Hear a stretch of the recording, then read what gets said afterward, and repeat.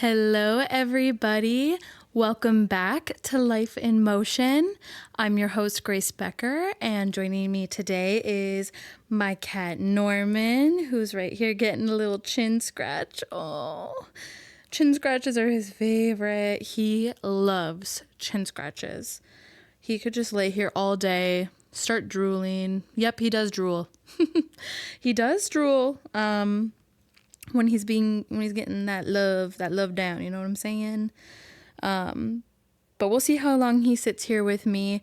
He's got a cute little perch going right now. And then I don't know if you can see him very well, but tucked behind that green pillow, kind of curled up in a little croissant, is my other cat, Woody. Oh yeah, he's sleeping. He's slumbering. Maybe he'll pop up later on. But he loves to get scratch rubbed up on his booty. He loves like the peak of his booty near his tail. It's so funny. You just like tap it and he's like ding, like shoots right up. So that is his favorite spot. I hope you all are doing well this week. We're coming up on Thanksgiving. I'm gonna have to have some sort of a Thanksgiving episode for that week because it drops on a Thursday on Thanksgiving Day, you know? How can I not? If anyone has any requests or ideas for me, please let me know. Hit me up on my social media, email me. All of my stuff is linked down below as always. But yeah, I'm really excited. Jaden and I for Thanksgiving, we're going to go to his family's. So I'm really excited about that. That's on Thursday. So we're going to do that. And then that weekend, we're going to decorate for Christmas. I think I've said this on a previous episode, but we're going to start decorating after Thanksgiving. I've always been a November 1st girl to start decorating. However, I think that that's a little too long for me to have Christmas decor because by the time Christmas comes around at the end of December, I'm kind of like, oh, yeah, like love Christmas and like, okay, what's next? So this year I'm going to try it out where we do after Thanksgiving and then we go till like January sometime. I don't know. When do people take down their Christmas decorations? Are you like, I like to keep my stuff up at least through the new year. But then I think once the new year's done, people are all like, new year, new me, like refresh my space and my mind and my body and my soul and my everything. So I feel like that's when people tend to take their stuff down. But yeah. For today's episode, I was trying to think of what would be a fun thing to do. And also because I didn't prepare anything. Oh, bye, Norman. He's like, girl, you keep talking. Your stomach keeps moving. But yeah, I was thinking about what I could do for today's episode and I didn't have anything prepared because I was gone all weekend visiting a friend in the cities and it was a really great time. Had a lot of fun, but then on my drive home, I'm like, what am I going to talk about? I don't have anything prepared. It's a long drive, so I was not really feeling up to researching or like creating some sort of a template for today's episode. So I was like, you know what? I think it would be really fun to do an episode where I answer questions that clients often have about their therapists. Like things that they wonder about their therapists, things that they never ask out loud because they're nervous to, or whatever the reason is, out of curiosity or concern even. Now, a lot of this is going to obviously be based around my own perspective, my life, my practice. So it's not universal for all therapists. However, I would go to bat that a lot of therapists would agree with the more generalized things I have to say that obviously are not personalized to me. But yeah, so that's what we're doing today. I thought it'd be really fun. So I just looked up a few different common questions people have about their therapists. And there were some really, really good ones that I could totally see being thoughts or questions people have about their therapists. So here I go. Oh, Norman is stretching. Oh, he might be coming back. Yep, he's coming back. Okay. Hi, bug. Or maybe he's just using me to get to the other side. That could be happening too. Oh, he's going to go bother his brother probably. We'll see what happens there. Oh, okay. Bye, Norman. Get comfy, dude. What is happening? He's just going back and forth. Okay, Bucky, you stay there. You get comfy. Okay, so question number 1, and there's 15 questions here. We'll see how many we can get through. I think we could get through all of them, but yeah. First one is, does my therapist like me? So people often wonder if their therapists genuinely care about them or enjoy working with them. Oh my goodness. I have had some clients ask me this, kind of like, do you like your clients, or do you like me? Or, something along that line. I genuinely can say I do care about all my clients. I have to compartmentalize my personal life with my work life. So, for example, like if I have something going on in my life and it's overwhelming or it's stressful, I try really hard to put that away in a special box so that I can give my full attention and focus to my clients, because it's really not fair if I go to into our sessions preoccupied mentally and emotionally and not able to give my full self to that client. And kind of the same goes for when I am in my personal life. So I would say I do compartmentalize certain things. However, that doesn't mean I'm never thinking about my people. Of course I am. I think about like, oh, I hope they got that job that they wanted. I hope they were able to set that boundary with their parent. I hope they were able to have that fun weekend because I know they've been very stressed out. Of course I think about my people and I care about them and I like them. That is one thing that I would say a lot of people would agree with me. There's some questions later on that kind of build off of this question, as far as kind of like working with your people. And okay, we'll just wait till I get to that question because I was going to go on a tangent with this one, but I think there's some other questions later on that are kind of a follow-up question to that one. So yes, I do like my people. Obviously there are cases that are more challenging, and so we may not have as much opportunity to have like a lot of rapport building in the session, where we're talking about what are your plans for the weekend. It might be trauma work, and then 5 minutes of, do you have any plans this weekend? You know what I mean? So sometimes it's not always easy to build that throughout the session, but I definitely make it a focus when I first start working with someone, because I want them to feel comfortable with me. At the end of the day, I'm another human that they're talking to. I'm a professional and I'm there to help them and to guide them. And it's not a matter of if I like you, it's a matter of, am I helping you? You know what I'm saying? Okay. Number 2. What does my therapist think about what I said? A lot of clients may worry about being judged, sounding strange, or revealing something that is, quote, too much, end quote. Oh my gosh. Yes, I have people who say sorry to me when they say something that might be embarrassing for them or might sound offensive or whatever, especially when I have like a male client. They might say something that they think is offensive to women. They're like, oh my God, I'm so sorry. And I'm like, don't worry, dude. Like, this is not a judgmental space. I'm here to help you. And the best way for me to help you is when you can give me your true thoughts and feelings. You know what I mean? So yeah, people worry that they may be judged, sounding strange, or revealing something that's too much.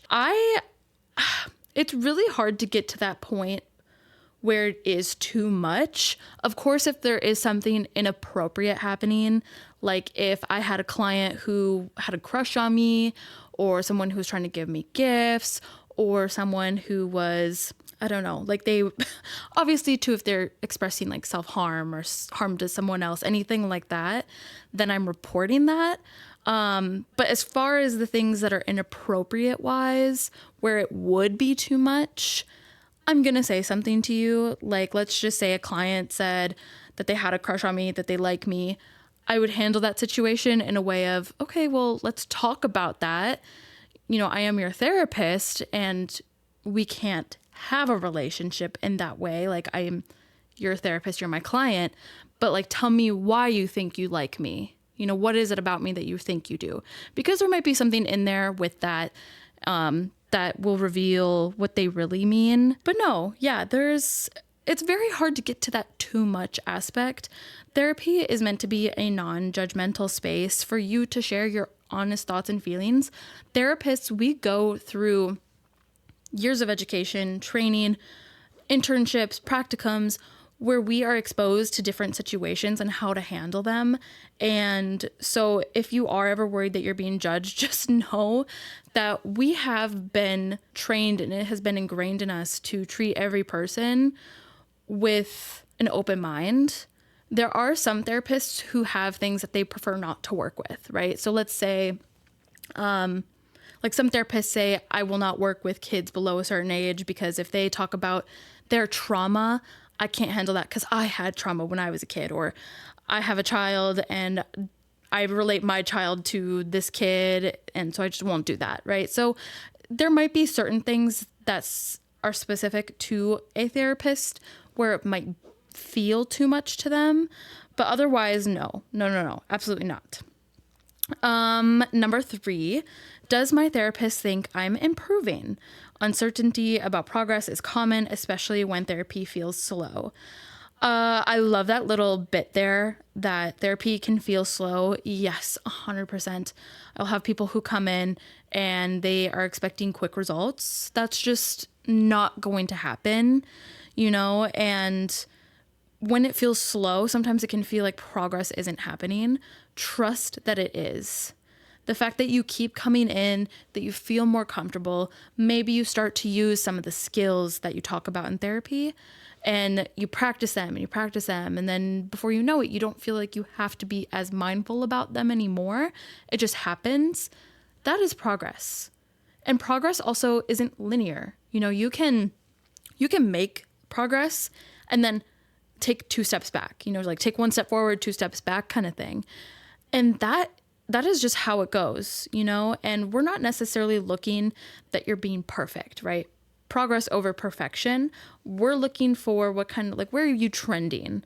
Are we at least trending upwards? Are we trending backwards? Are we trending downwards? It really depends, because if I have a person who comes in and they're making a bunch of progress, and a major life event happens, they lose a job, they lose a friend, they lose a partner, or something happens, like boom, like that can feel like rock bottom again. And that doesn't mean that all this other progress that you made beforehand isn't still true to you. It just means now we have a new challenge that's added in there, and we can work our way, we can work with that. But progress is not going to look the same because this is a whole different beast that we're facing right now. I hope that makes sense. But yeah, I mean, as far as does my therapist think I'm improving, I would say that it's less about that and more about are they like being perfect at everything? Are they getting the help that they need? Are they having the support they need? Are they coming into therapy leaving with something? Because most of my clients I see for 1 hour a week at most, and that 1 hour a week alone is not going to do like tons and tons and tons for you. You have to be consistent outside of therapy in order to see more progress. So it's more of a factor of, are they getting what they need out of therapy to then take that, run with that in the real world and see improvement there. You know what I mean? So hopefully that answers that question. Number 4, is my therapist bored with me? Clients sometimes assume their sessions aren't interesting or that they're wasting their therapist's time. Oh my gosh, I've had clients say like, I'm so sorry, like I don't have a whole lot to talk about today, or I'm sorry if I'm wasting your time, I'm taking up a spot. No, this spot is for you. This is your time. Are you getting what you need? Like you are not boring me. You are not wasting my time. That session, that hour or however long your sessions are, that is for you. Okay. It's like if you went to your hairstylist and you didn't like it and you're like, well, I don't want to offend them. Like, I don't know if they're going to get upset with me. It's like, that's your hair. Like they are there to help you, give you what you want for your hair. And same with therapy. Like, I'm there to help you, to give you what you need. Obviously, in therapy, you might not always know what you need, or, you might just feel uncomfortable with the challenges or the confrontation that a therapist might present you with in a session. However, like, those are the things that will challenge you to hopefully help you improve. But no, it's never a thing of boredom. Like, if you have one week where you want to talk about these horrendous things that happen, like maybe someone was bullying you, or maybe you had a fight with your partner, and then the next week you're like, everything's okay. Let's talk about my work schedule. Let's talk about my week. Like, sometimes that is all that a person needs, and it's not boring. In fact, it's actually kind of nice sometimes to have those. It can sometimes balance out a very hectic day or week. And so when a client comes to me and they're like, things are going good, there's nothing really to report back, or we've worked on things, so let's talk about what's going on this week, or what can we prepare for ahead. Those might be a little less of a challenging session compared to a session where maybe I'm going over someone's childhood trauma or a current distressing situation they're in. However, it's still just as important, and it is not a waste of my time at all. If you leave that session feeling like you got what you needed, then that means I did my job. Number 5, does my therapist talk about me with others? There's often curiosity or anxiety around confidentiality and what therapists discuss in supervision. Okay, so one thing, again, like, therapists, like, we go to, at minimum, your master's, right? And in your bachelor's, this is my experience, in my bachelor's degree and my master's degree, like schooling and my practicum and my internships, we are so ingrained with confidentiality that we can lose our license, we can get fired from our jobs, we can be banned from practicing ever again. Like, there is so much to risk for us and risking for that client, right? When we get into this field, again, I can't speak for everybody, but typically, if you're getting into this field of therapy, you care about people, you care about their experience, you want them to lead a good life, and you're empathetic towards them, right? And when you are that way, you're typically not going to go let out all their trauma and their secrets and their anxieties and their depression and their intrusive thoughts and their deep, dark feelings and all these things. Absolutely not. Has that happened? Unfortunately, yes. Unfortunately, there have been times when therapists have broken confidentiality, and those consequences come for them, right? Like, you can lose your license, you will get fired.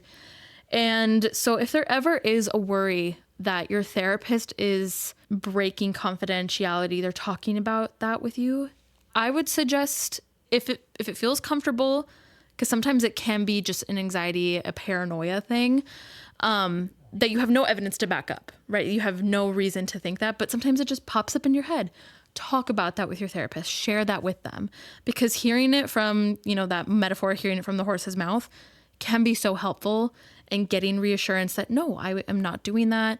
I have like my referral or my ROIs, my release of information with the school counselor or your lawyer or whoever. So if something comes up, I might share that with them, but I have that release. I have your permission to do that.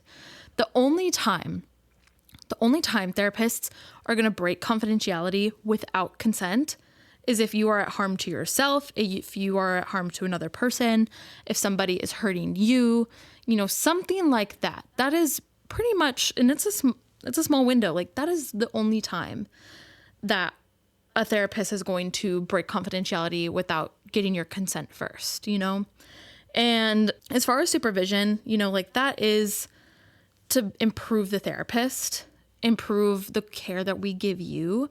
So, like, I have a supervisor, right? I staff cases with her, but she's held under the same confidentiality as me. She works in the same company as me. Like, she is held under even further, I want to say jurisdictions, but like criteria or regulations. I'll say regulations. She is held even held under even more than I am as a supervisor. because she has to care not only for me, but for my client as well, So my number one thing is that if you're ever worried about it, just bring it up. And if you don't feel comfortable bringing it up to your therapist, you could go to their supervisor, you could go to the clinic director. And if anything, like you could always report it to the board of whatever state they're in, and they will investigate. They will do the investigation themselves. So if that is ever a true concern, those are the things that you could do. Okay. Number 6. What is my therapist's life like? I love this one. So a lot of common questions include, are they married? Do they have kids? Have they ever struggled with things that I'm talking about? Are they happy? It depends on the therapist. Part of like building rapport with someone is sometimes using self-disclosure, right? So if I have a client saying, oh, I just got engaged and and talking about weddings, I might give an example if it's applicable to the conversation, like the therapeutic process. I might say, oh, I also just got engaged. And well, if you're looking for wedding venues, these are some places I looked at and check them out. It might help you reduce your stress because of wedding planning, so then they learn, well, I'm engaged, right? But if you just straight up ask these questions to your therapist, some might give you an answer, some might not. That is a personal preference. I've had clients ask me, right? Like they've seen my ring and they're like, are you engaged? Are you married? And I'll say, I'm engaged, or my fiance and I got engaged in Paris, or I went on a trip in Europe for a month. And a lot of my clients, when I got back, asked, how was my trip? Or when I would leave, they would be like, where are you going? And I would say, oh, I'm going to Europe. So then when I got back, they might ask, how was your trip? I'm not going to use up the whole session, but I'm also like, that's a fine question. I don't mind not answering that. So I might say, my trip was great. My fiance and I went to a lot of different places. It was a great time. I'm happy to be back though. It was like something quick, short like that. And then we move on to the client. But yeah, it's okay to ask those questions, but if it's ever inappropriate, the therapist will tell you. They will say, I'm not here to talk about myself. I'm here to help you, and they'll be very respectful when setting that boundary with you, because some therapists truly don't want you to know if they're married, if they have kids. And then there's other therapists who have pictures of their family, their dog, their whatever, all around their office. And they're like, yeah, I'll tell you about it. So it really does depend. I would say I'm not necessarily extreme to one end.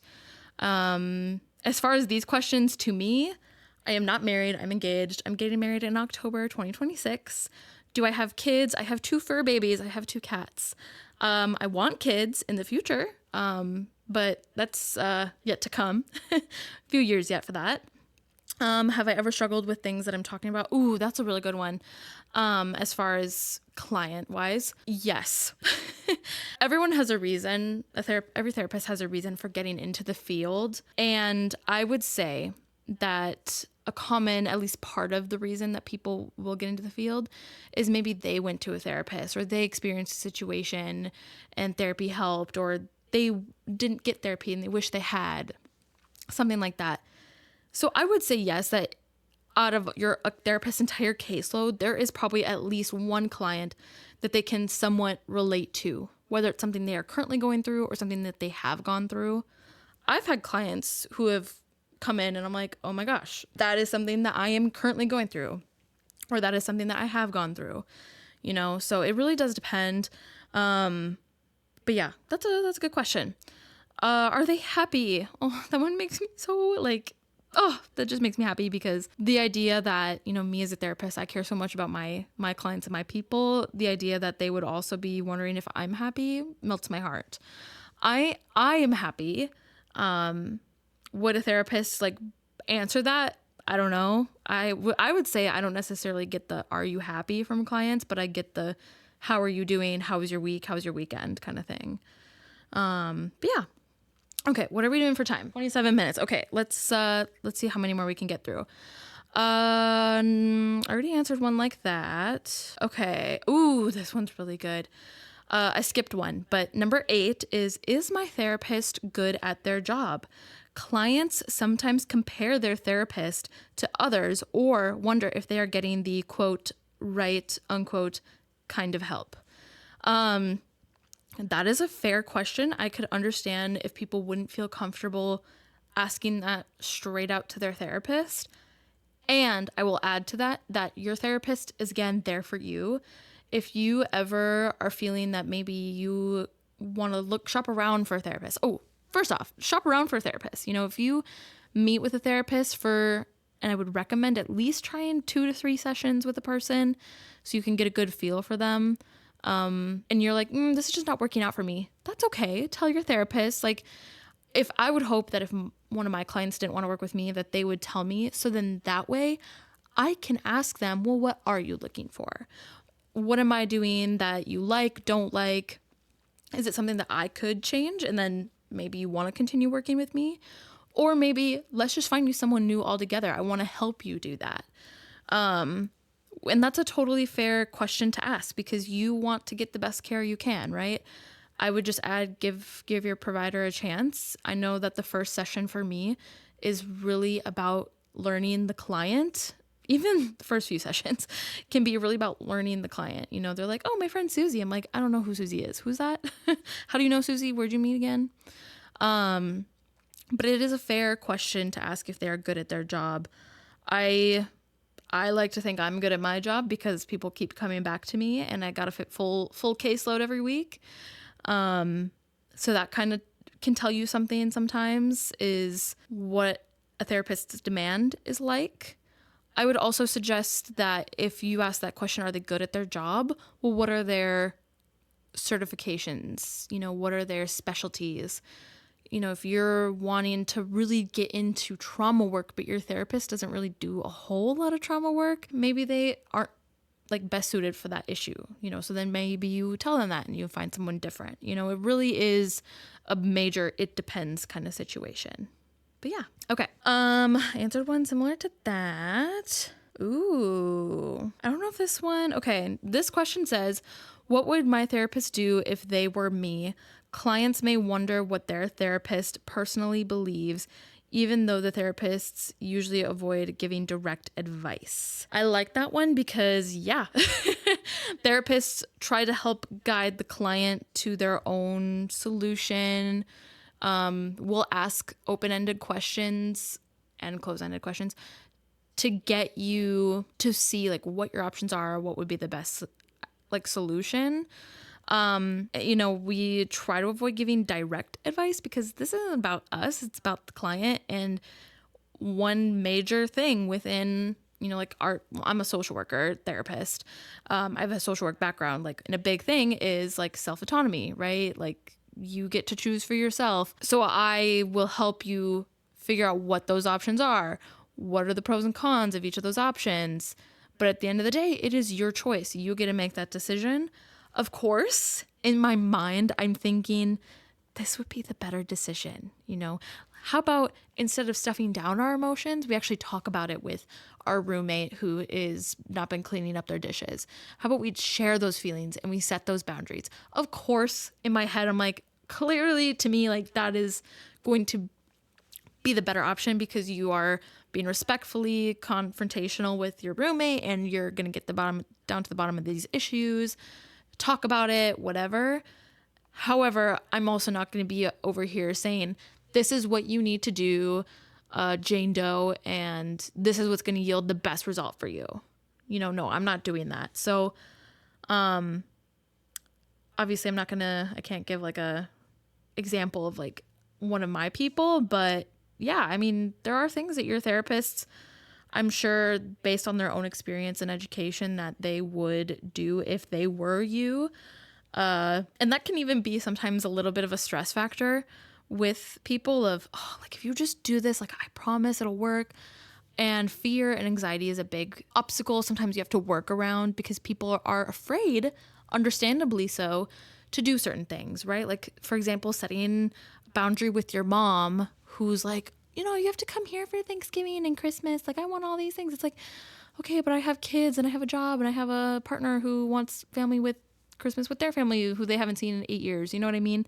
Yeah, like things like that. It's like, oh, if you just did that, oh, that's where I was like, oh, if you just like set your boundary, like I think it would really work for you well. And then they come in the week later and they're like, I didn't do that. And it's like, oh, okay. All right. But I'm not disappointed. I'm not judging you.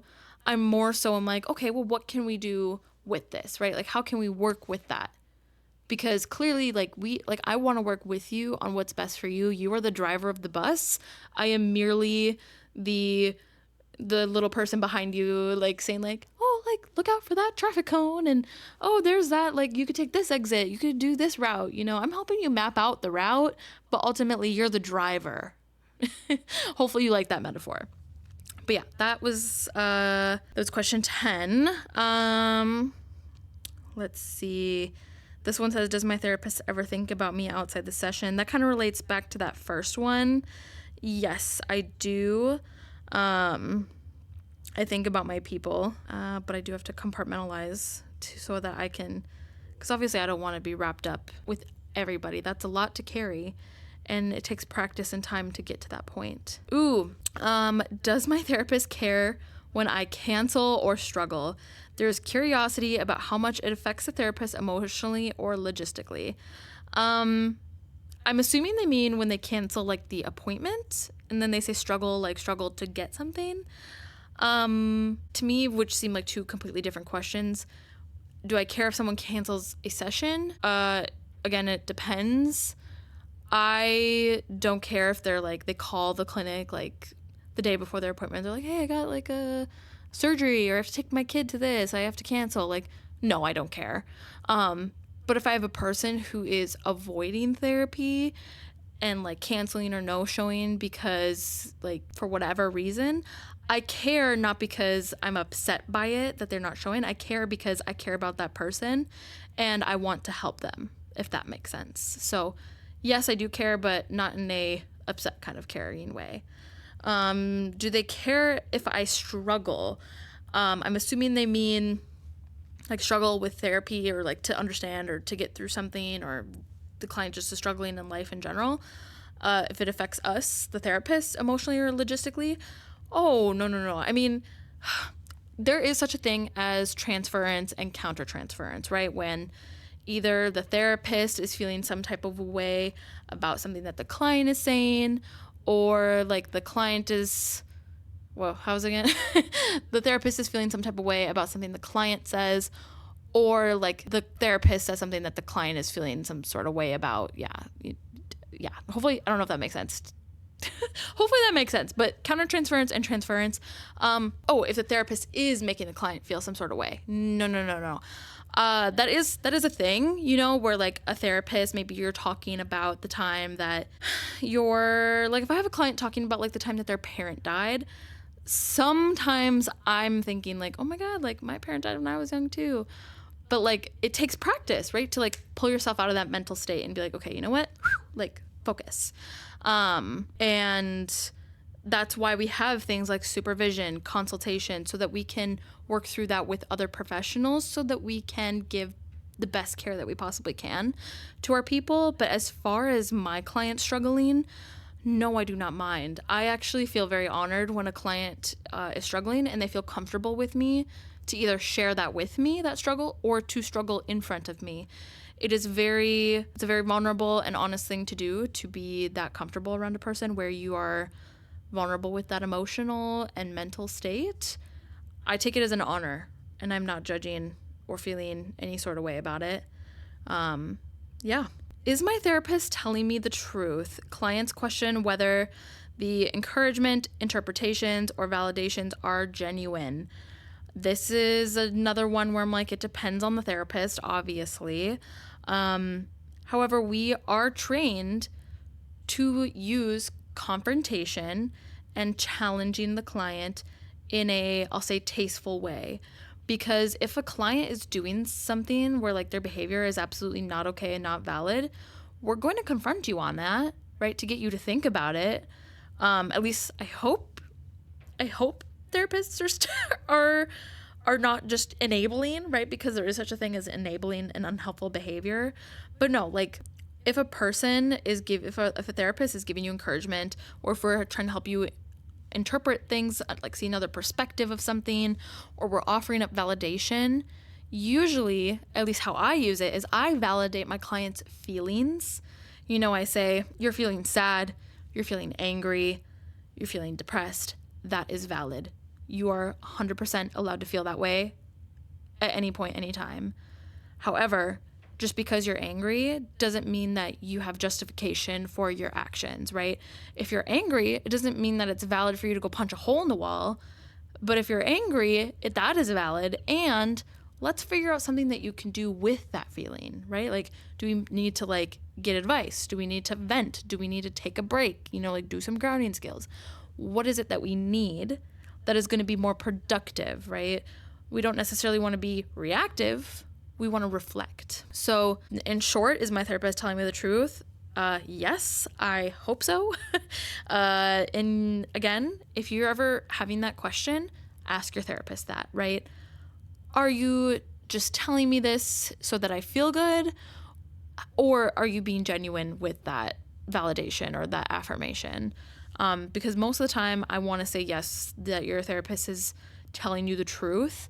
And part of how you can know that is if they do also confront you on maybe some irrational behavior that you have. You know what I mean? So, yeah. Does my therapist ever get tired of hearing heavy things all day? Clients imagine the emotional toll on the therapist. That is a very honest question, and another one where I would say it depends.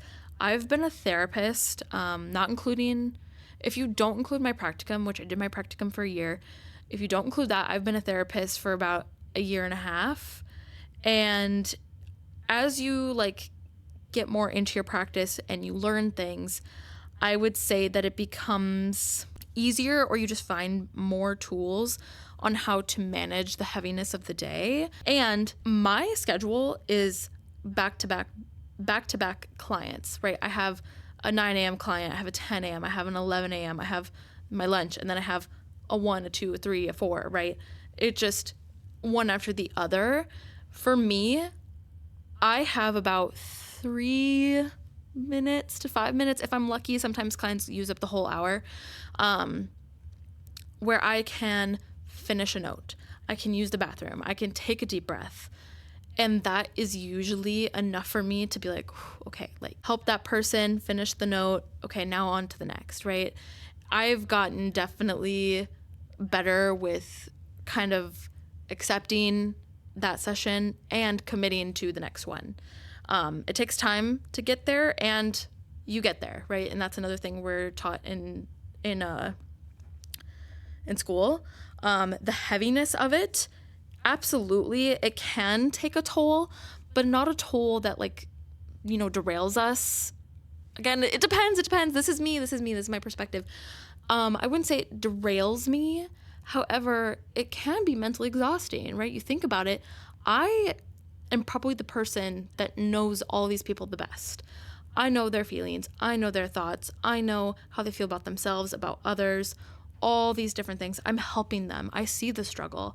I see the progress. I see the highs, I see the lows, and I see everything in between. And I care. And that can be mentally exhausting. It can be emotionally exhausting. To where at the end of the day, I just need to do something for myself. And there's nothing wrong with that. Just like anybody with any job. Sometimes you get home and you just need to do whatever you need to do.